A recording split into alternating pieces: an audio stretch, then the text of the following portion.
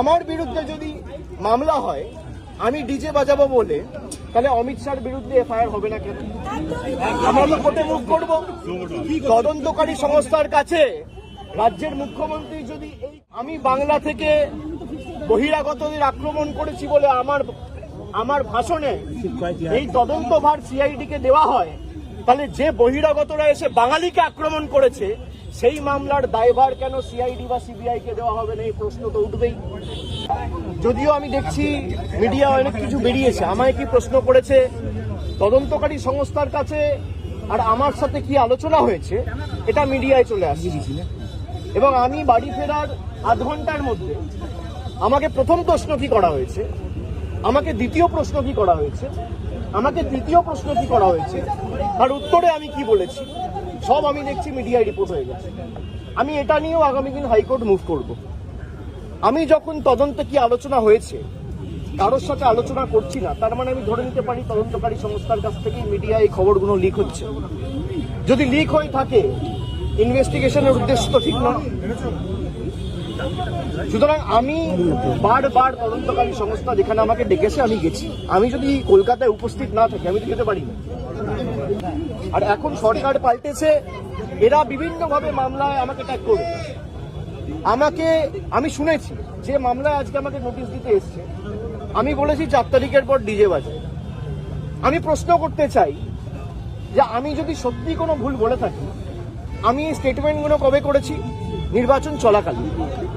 নির্বাচন যখন চলছে, ল এন্ড অর্ডার আইন শৃঙ্খলা কার আন্ডারে?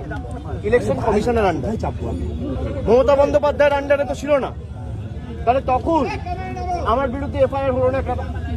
ইলেকশন কমিশনের বিরুদ্ধে কমপ্লেন হলে ইলেকশন কমিশন আমার বিরুদ্ধে ব্যবস্থা নিল না কেন? তার কারণ আমি যদি ডিজে বাজানোর কথা বলে থাকি, দেশের স্বরাষ্ট্রমন্ত্রী বলেছেন তৃণমূলের লোকেদের উল্টো করে ঝুলিয়ে দিয়ে সোজা করে দেবে।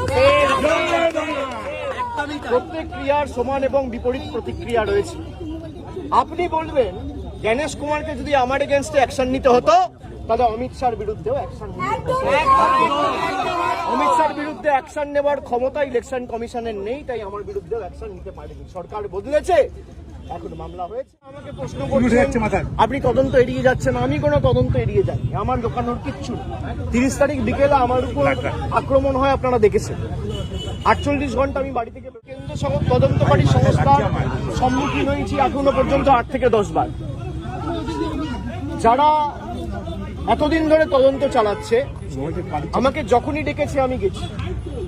আমাকে সিআইডি সামান দিয়েছিল, প্রথম সামান 30 তারিখ। আমি সময় চেয়েছিলাম, আমাকে 8 তারিখ ডাকা হয়েছে। 8 তারিখ আমি ছিলাম না।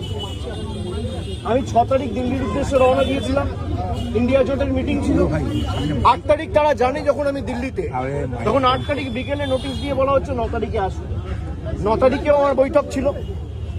আমি গতকাল সঙ্গে সঙ্গে যখনই আমি কোর্টের নির্দেশ পেয়েছি আমি সঙ্গে সঙ্গে 6টার আগে গেছি এবং তারা যে প্রশ্নগুলো করেছে আমি তো এখানে আলোচনা করতে পারি না।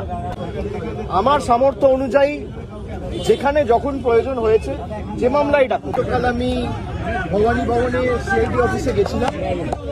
সেখানে